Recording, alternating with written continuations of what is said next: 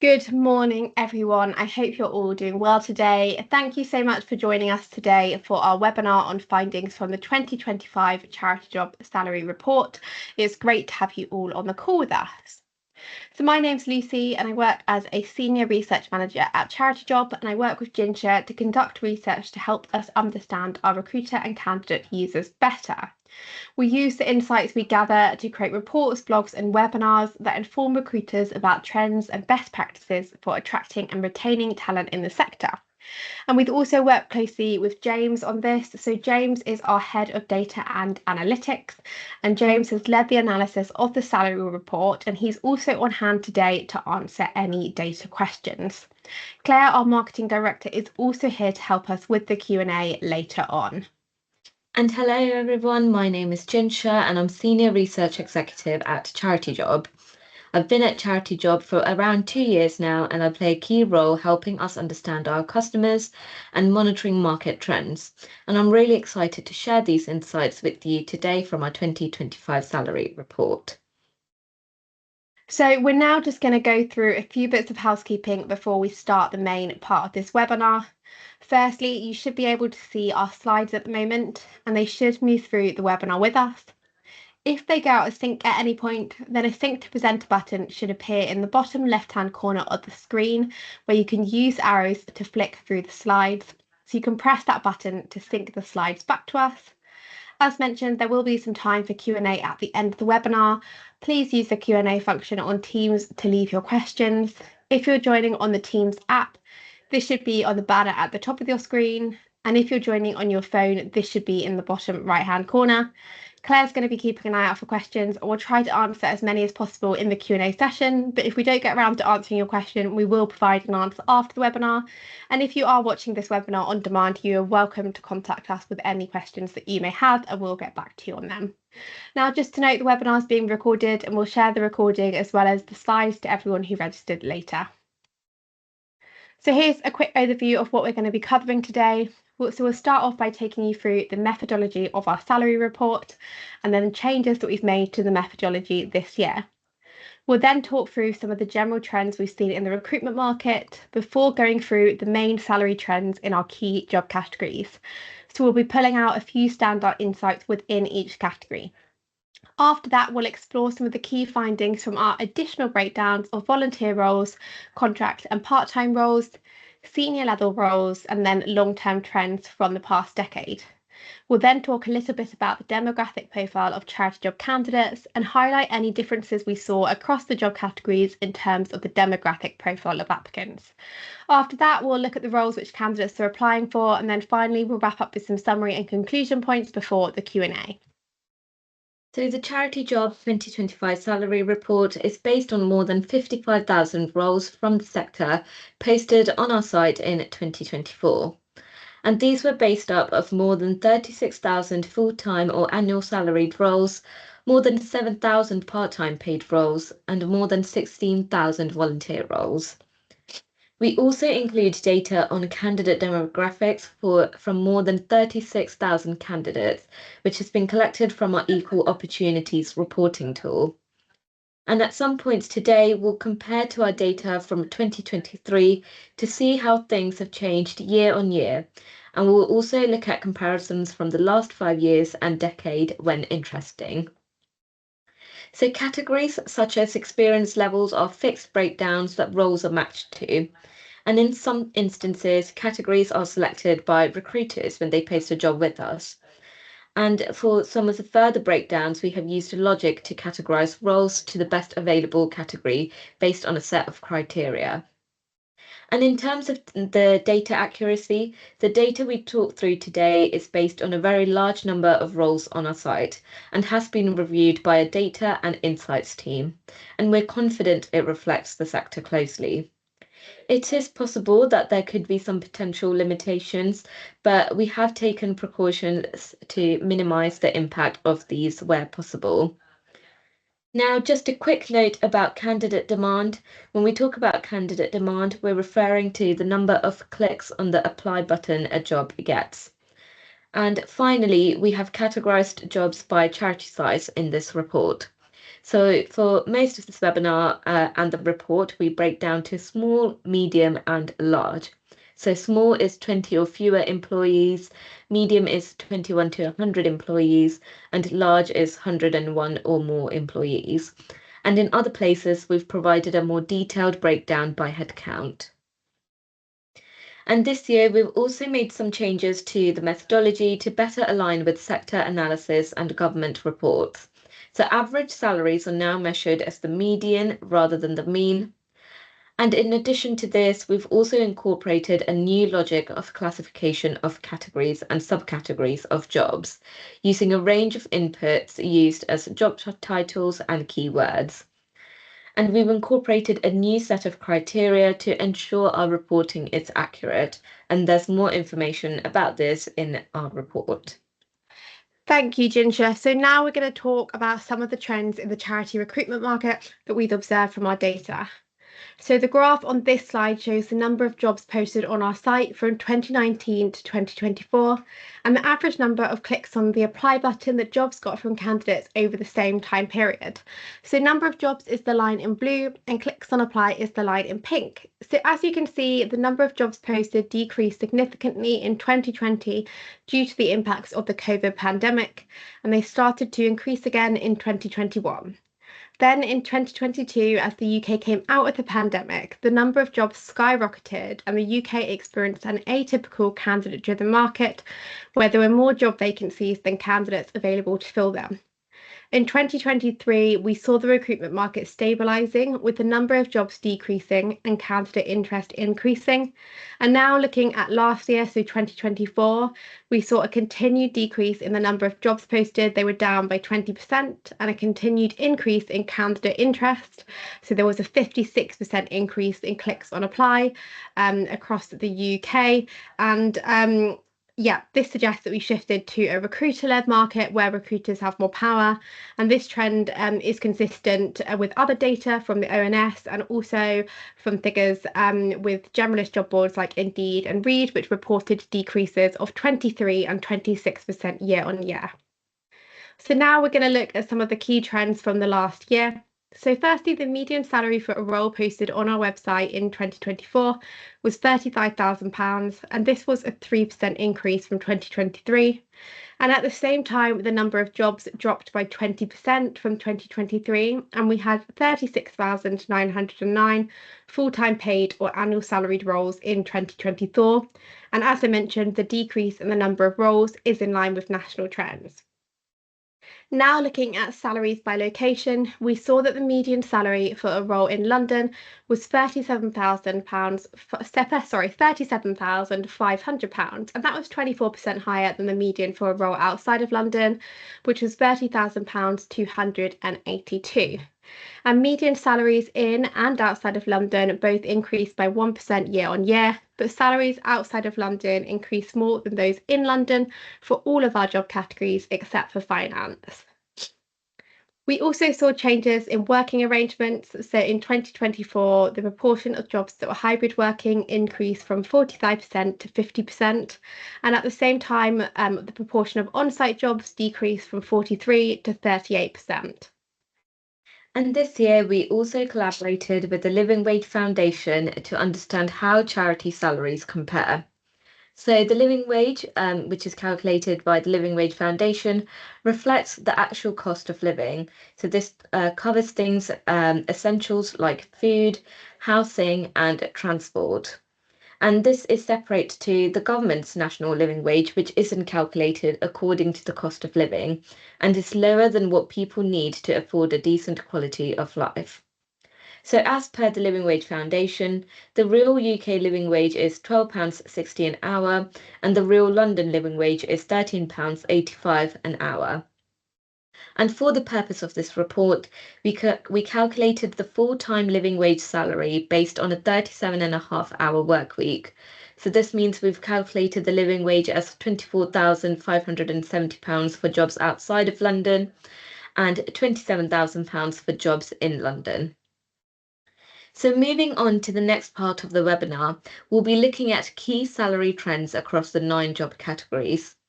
Please note that we're only focusing on areas where there's been something interesting to report on, and for more information and more detailed breakdowns of the data, you can read the full salary report.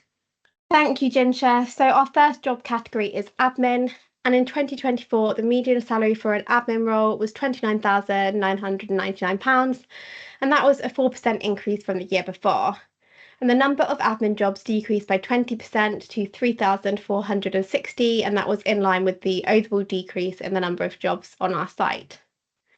So this graph shows the average salary for admin roles by experience levels and charity size. So just to quickly remind you again about how we classify charity size, this is done by headcount. So small charities have a headcount of 20 or fewer, medium had one of 21 to 100 employees, and then large had 101 or more. So in this graph, as you can see, we've not included data from roles at senior executive and director level, and this is just because we've got a really small number of admin roles at these levels.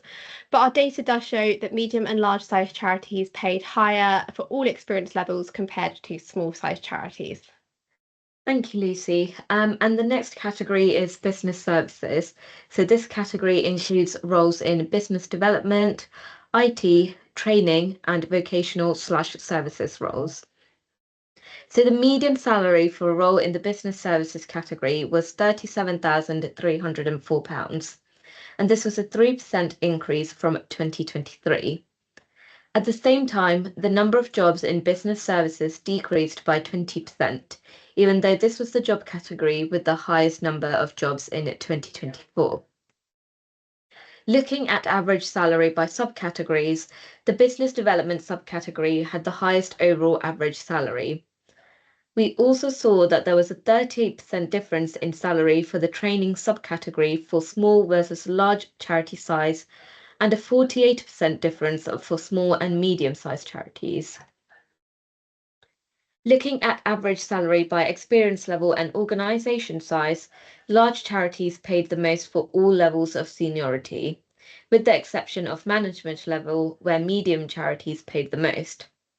And one discrepancy we saw was that senior executive salaries in large charities paid 26% higher than those in small charities.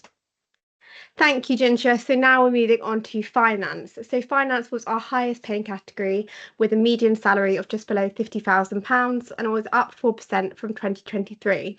So finance also had the largest decrease in the number of roles on our of all of our categories, and that was a drop of 27%. And in particular, we saw that the number of on-site finance roles dropped the most. So they actually dropped by 53% compared to remote and hybrid, which were only down by 11%. The finance category also saw the largest increase in candidate demand from 2023, with clicks on apply up by 75% year on year. But compared to our other job categories, they still had the lowest number of clicks on apply. And this is likely because finance roles do tend to attract a smaller but very qualified pool of candidates. Now, looking at salary breakdowns by experience level and charity size, we can see that medium charities had higher salaries for all experience levels except for management and director and CEO, where large charities paid the most. So now moving on to fundraising, our category with the second highest number of jobs. So the median salary for a fundraising role was £38,158 in 2024, which was a 2% increase from 2023. Jobs in fundraising compared to jobs in other categories were in less demand from candidates overall, with 44% fewer clicks on apply compared to the overall average for all jobs in 2024. This data highlights an ongoing challenge within the fundraising sector. There are loads of jobs, but not enough candidates applying for them. And in light of this issue, earlier this year, we also published a separate fundraising report based on research we did with current and former fundraisers to shed light on fundraisers' experience in the field and to identify some possible reasons for the application of gap. So if you wanted to find out more about this, we'll send you the link to the report on the email we'll send out later today. When looking at salary breakdowns by experience level, large charities paid the most for all experience levels except for senior executive and junior level positions where small charities paid the most. And looking at working arrangement breakdowns, hybrid roles paid the most compared to remote and on-site roles. And hybrid roles also grew the most year on year by 6%. Thank you, Jinsha. So now we're going to look at HR, which is our job category with the fewest number of jobs posted. So the median salary for a HR role was £36,146, and that was a 7% decrease from 2023. And HR was our only job category which saw a decrease in median salary year on year. So we explored why this decrease could be, and we did find that the number of HR roles in London dropped quite significantly, while the number of HR roles outside of London only dropped by 3%. So this meant that compared to last year, there was an overrepresentation of HR roles outside of London, which brings that overall median salary down. The number of HR roles overall also only decreased by 11%, which is proportionally quite small compared to the overall decrease in jobs that we saw. But do bear in mind that this is a very small job category. And then interestingly, just to note that we also saw that remote and hybrid HR roles actually paid 25% more than on-site HR roles. Now, looking at salary breakdowns, large charities had higher salaries for most of the experience levels, except the experienced non-manager and entry level / graduate level, where medium-sized charities paid more. Thank you, Lucy. So now moving on to our next category, which includes marketing, communication / PR, and digital positions. So the median salary for this category was £37,581, which saw a 2% increase in 2024. And jobs posted decreased by 23%, which was the third largest decrease in jobs seen across all categories. Despite this, marketing, PR, and digital had the most clicks on apply alongside policy, advocacy, governance, and campaigns. Overall, jobs in the communications and PR subcategory had a higher average salary than those in digital or marketing. And communications, PR, and digital roles in large charities paid the most with nearly £40,000, and marketing roles at medium charity paid the least with £34,800. We also looked at salary breakdowns by experience level, and due to the limited data for director and CEO roles in medium and small size charities, we've left this bit out. So large charities paid the most for all experience levels, except for entry level and graduate roles where medium charities paid the most. And we also saw quite a difference in senior executive salaries year on year. We saw that senior executive salaries in London decreased by 12%, while outside London senior executive salaries increased by 10%.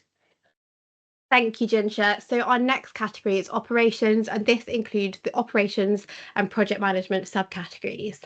So the median salary for a role in operations was £30,144, and that was a 3% increase from the year before, and jobs posted were down by 20%. Within this category, we saw that operations roles paid more than project management roles, and in both of the subcategories, larger charities had higher median salaries. Now, looking at median salaries by experience levels, salaries increased as charity size increased for the more junior levels up to experienced non-manager.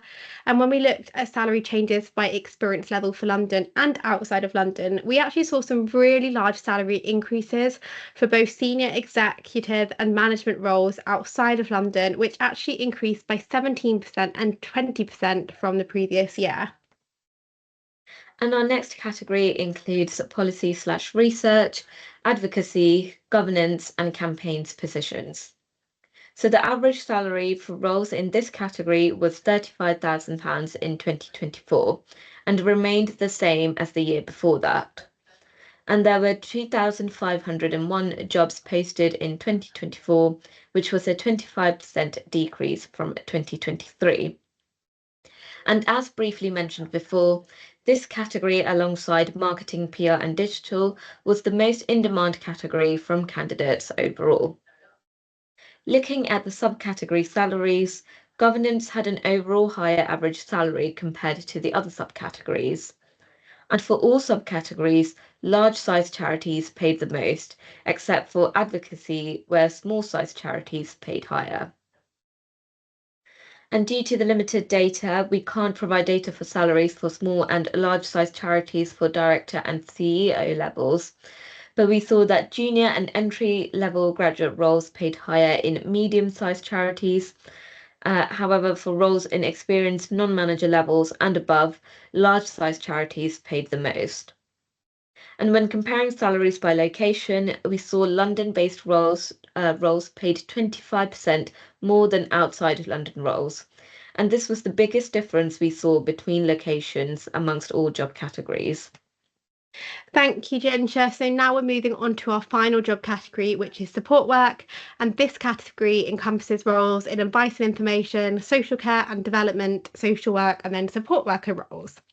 So the median salary for this job category was £30,000 and it had a 3% increase from 2023. And jobs posted also decreased by 21%, although do note that this category had the third highest number of roles overall. Now, social work was the subcategory that had the highest overall salary compared to the other subcategories within support work. And looking at salaries by seniority level and charity size, we saw that large charities overall paid more than small and medium. We also had limited data for director, CEO level, and for medium-sized charities at the senior executive level, which explains why that bit's blank. When we looked at working arrangements, we also saw that the median salary for remote roles increased the most year on year. So they were actually up by 10%, whereas the salary for on-site roles only increased by 3%. And of all of the categories in the report, the support work category had the highest number of on-site roles. It actually had over 3,500 on-site roles. Thank you, Lucy. So we've now come to the end of the job categories and we'll now delve deeper into further breakdowns.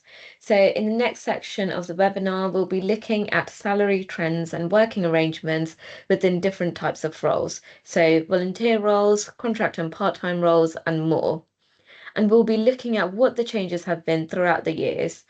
And due to the limited time we have, we'll only be covering headline insights, but more detail can be found from the report. So one thing we looked at is salaries in comparison to the real living wage provided by the Living Wage Foundation. So just to remind everyone again, we calculated the full-time living wage salary based on a 37.5-hour work week, which calculates to £24,570 for jobs outside of London and £27,000 for jobs within London. And we saw that a quarter of the full-time entry-level and junior roles within and outside of London paid below the real living wage. Thanks, Ginger. So now swiftly moving on to volunteer roles. So despite the number of paid roles decreasing on our site, we actually saw a small 3% increase in volunteer roles posted on our job site. So they went from 16,126 roles in 2023 to 16,624 in 2024. Now, we saw that the business services category had the highest number of volunteer roles with more than 3,600, and that was closely followed by fundraising, and then the support work had more than 2,300 roles. Now, the majority of volunteer roles on our site are on site, but we did see a 36% increase in the number of remote volunteer roles and a 25% increase in hybrid volunteer roles. And this is also in line with the NCVO's Time Well Spent research, which found that almost 20% of recent volunteers volunteer exclusively online. So this tells us that volunteer roles are becoming more flexible, and this might accommodate better to the needs of some volunteers, and it could also possibly help in attracting more volunteers. And our data does suggest this, as remote volunteer roles were more popular with an average of 18 clicks on apply compared to an average of 5 for on-site volunteer roles and 4 for hybrid. So besides full-time roles and volunteer roles, we also have a significant number of contract and part-time roles posted on our site. So in total, we had just over 7,900 roles, in which 375 of these were contract roles and 7,532 were part-time roles. And similar to our trends for full-time positions, we also saw a decline in the number of contract and part-time roles, which decreased by 23% from 2023 to 2024. We also saw that London had the highest number of contract/part-time roles compared to other locations. And looking at working arrangements, most roles were either hybrid or on-site roles, both with 42%, and remote roles made up 16%. And when comparing it with full-time roles, there was a greater proportion of contract and part-time roles that were on-site or remote. Furthermore, looking at the breakdowns of the number of roles by charity size, we saw that small charities have a higher number of contract/part-time roles, making up 43% of these types of roles, even though the number of roles in small-sized charities were less than medium and large-sized charities. So this indicates that small charities rely more on this type of employment and increased flexibility. Thank you, Jinsha. So now moving on to senior roles, we're going to be focusing on trends with CEO, C-suite, director, deputy and assistant director, and head of roles. So overall, we saw a decrease of 2% for senior roles in 2024, and we had 1,815 senior level roles on Charity Job. And this is a really small decrease given the 20% decrease seen for all jobs. So the graph here shows the number of senior level roles by charity size, and as you may be able to tell, small charities posted more senior roles than medium and large charities, and for the CEO level specifically, we saw that 58% of our roles posted were from small charities. Now looking at salary breakdowns for senior level roles, C-suite had the highest median salary of £80,000, and this can be explained by the fact that it includes a large number of CFO, so Chief Financial Officer roles in this category, which usually pay more than other roles in the sector, and also to note that the number of CFO roles grew 7% year on year, and their salaries were actually up 18% year over year. On the contrary, head of roles had the lowest median salary and they paid a median of £60,000. We also looked further into salary breakdowns for the different types of C-suite roles. So as I mentioned, Chief Financial Officer roles had the highest median salary of £100,000, and they also had the largest salary growth across C-suite roles, and that was 18% year on year. On the other hand, Chief Technology Officer roles saw the lowest median salary with £65,000. And as you can see, we also had an other category, and this included undefined chief job titles, and it had a median of £100,000, and it saw an 11% pay increase from 2023. Thank you, Lucy. And in the past decade, the job market has undergone significant changes due to economic factors, societal changes, and the impact of the pandemic, and more. So, for this next section, we're going to talk a little bit about some of the more significant changes that the job market has undergone in the recent years. So, firstly, these two graphs show the number of jobs posted by job category from 2014 to 2024, and the average number of clicks on the apply button during the same period. And the different lines represent different job categories, but as you can see, they largely follow similar trends. So looking at the graph on the left on number of jobs, we can see a big dip in postings in 2020, which was due to the impacts of the COVID pandemic. At the same point in time, when we look at the graph on the right, we can see a big increase in candidate demand, so that's the clicks on apply. And then in 2021 and 2022, we saw increases in the number of jobs while candidate demand decreased, creating a candidate-driven market. And since 2022, we can see the recruitment market has shifted, so the number of jobs posted decreased while clicks on apply increased. And in 2024, we saw number of jobs dropped slightly below their pre-pandemic 2019 level, while clicks on apply were increasing, suggesting a recruiter-led market. And over the past decade, we've also seen some changes in the types of roles posted on our site. So notably, the volume of policy, advocacy, governance and campaigns roles has grown by 83%, from around 1,300 roles to 2,500 roles. HR also saw the second largest growth, but is still the smallest of the main job categories. And this graph also shows salary growth over the decade. So there was a median of 2.5% annual salary increase looking across the decade. However, it's important to note that this wasn't a clear trend. So for some of the years, there was a much larger salary increases and others were flat. And 2021 even saw a decrease in median salary.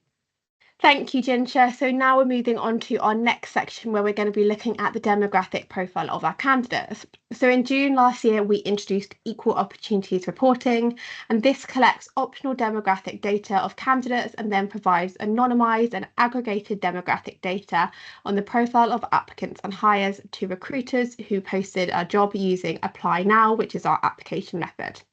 So we had more than 36,000 responses in 2024, which is where the following data comes from.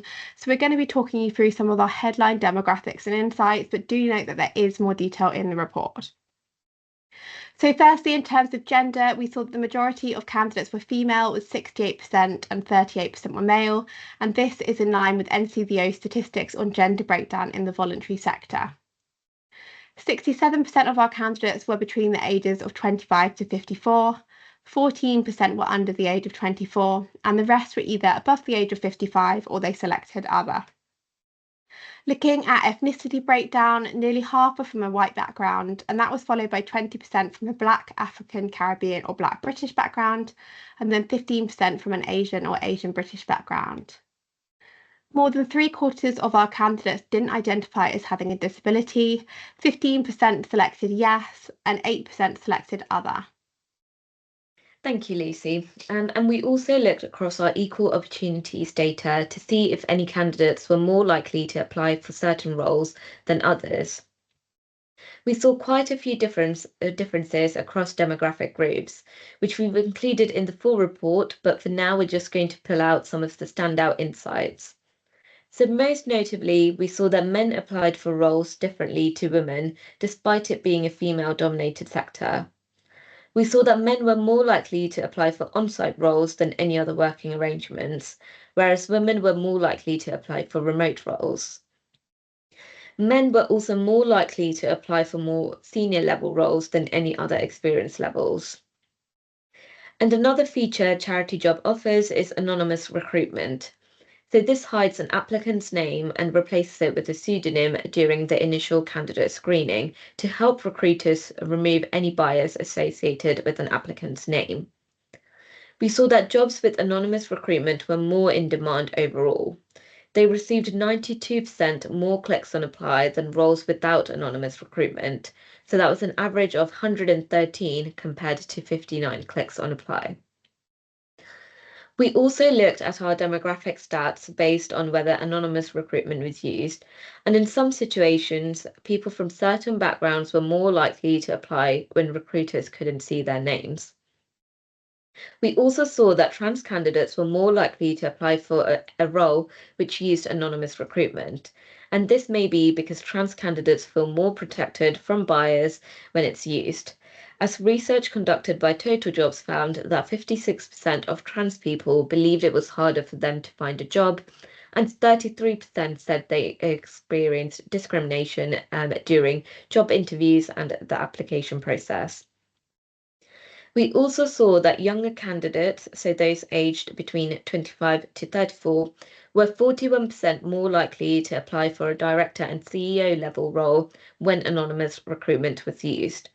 And those aged 35 or above were more likely to apply for an entry level or graduate position using anonymous recruitment. Thank you, Ginger. So now we're going to talk about what kind of roles are most in demand from candidates. So firstly, and perhaps most significantly, remote roles are the most popular type of working arrangement. And on average, they got 7 times more clicks on the apply button than on-site roles and 4 times more than hybrid roles. So candidates really are looking for roles where there's more flexibility, which remote and hybrid can offer. Now, our most competitive job categories were policy, advocacy, governance, and campaigns, as well as marketing, PR, and digital. Both of these categories got an average of 107 clicks on apply, and that's compared to the average of 61 across all jobs. On the other end of the spectrum, our least popular categories were finance and fundraising, which had 32 and 34 clicks on apply. And for finance roles, we believe that this reflects the fact that they do tend to attract a smaller pool of very qualified candidates. Whereas for fundraising, we believe that this is more reflective of a skills shortage in the fundraising sector. Looking at variations by location, London roles were more popular compared to those outside of London, and they got 3 times more clicks on apply on average. And finally, as Ginger discussed, we did see that roles using anonymous recruitment were much more popular. So they got 92% more clicks on apply than roles which didn't use anonymous recruitment. So we're now coming towards the end of this webinar, and we wanted to highlight some key takeaways from the Charity Job Salary Report 2025. So firstly, we saw a change to a recruiter-led market in 2024, with further increases in candidate activity and decreases in the number of jobs. The median salary for a charity role increased by 3% in 2024 to £35,000, even though a significant proportion of entry-level and junior roles still do not meet the real living wage threshold. We've also seen changes within working arrangements, shifting towards a more flexible approach with growth in hybrid roles and a further decrease in on-site roles. And despite the decrease in the number of full-time roles, volunteer roles actually increased by 3%, and there's also been a shift towards more flexible volunteering with increases in remote and hybrid volunteer opportunities. And finally, our new Equal Opportunities data offers us fresh insights into the profile of candidates within the sector and emerging trends in application patterns. Thank you so much, everyone, for listening. We're now going to hand over to Claire for the Q&A.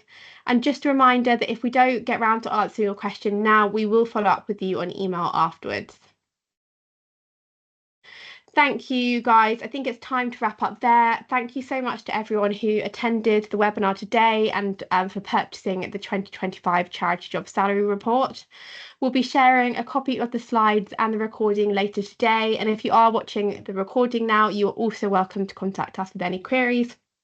We do recommend that you use our salary checker tool in addition to using our salary report to help you with any benchmarking and specific breakdowns by location and job title. And you can always speak to your account managers who can help you with this or any other recruitment queries. Now, before you go, we'd really appreciate it if you could take a quick moment to complete a very short feedback survey on the 2025 salary report. Your input is really helpful to us to help us improve our report and make our resources more valuable for you in future. But thanks again, everyone, and we hope you all have a wonderful rest of your day.